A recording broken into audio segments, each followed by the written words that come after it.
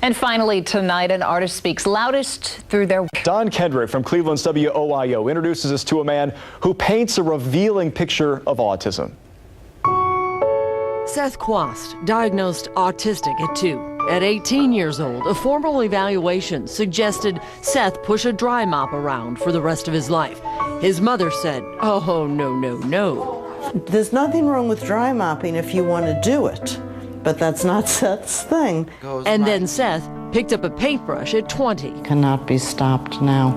At 30 years old, Seth is like fire. He burns hot, he burns fast, and he is voracious, and I am the one who stokes that fire. Seth's paintbrush is a key that unlocks a window into his fantastic mind. Imaginative, bold, and bright. He's untrained, and it just comes out of him. This painting took 250 hours because he did every single scale individually. It's like he created it from scratch. From his mind's eye. Yeah, just in his mind. He knew that this is what he wanted, and he did it.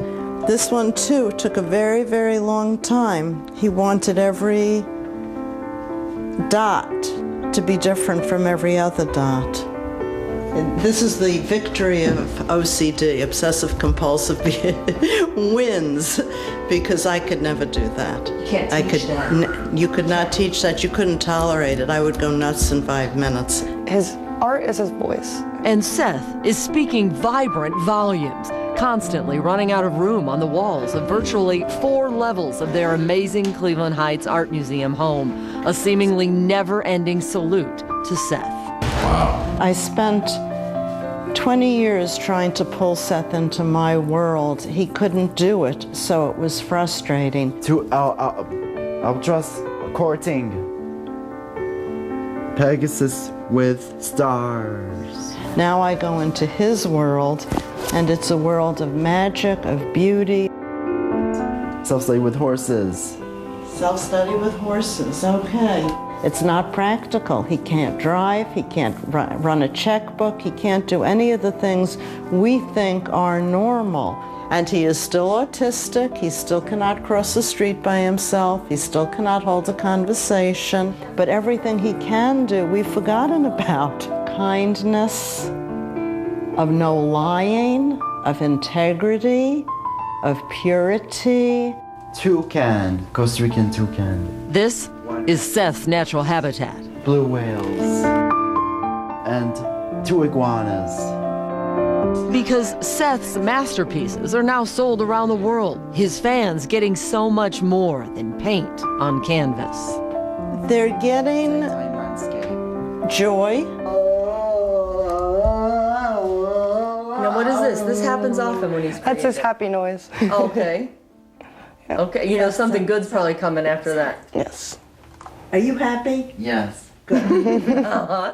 And they're getting the story of hope. Everything that was wrong is still wrong, and everything that's right is so much bigger.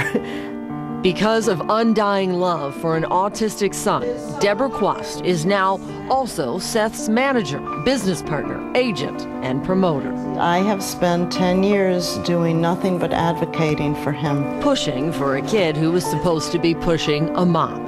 It was an unexpected life and made for a fabulous story.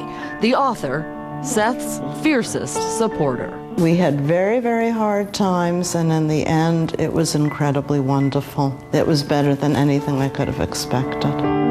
There are lessons in this for all of us, living with autism or not. If Seth can start to paint at 20 and I can start to write at 60, you don't know what will happen in your life. You don't know what miracles are waiting for you, what gifts are inside of you waiting to spring out. Seth is the story of never give up. We need more of Seth. Makes a world a better place. Trust me, I have only scratched the surface on the Seth Quast story. His artwork was chosen in a worldwide competition to be sponsored on a United Nations postal stamp. You want to learn more about him? You could go to his blog. He would love you to. It's www.growyourbrainblog.blogspot.com. Thank you so much for joining us tonight, and to our viewers all over Ohio. Appreciate you joining us here tonight. Thanks for tuning in to the Autism Puzzle. Have a good evening.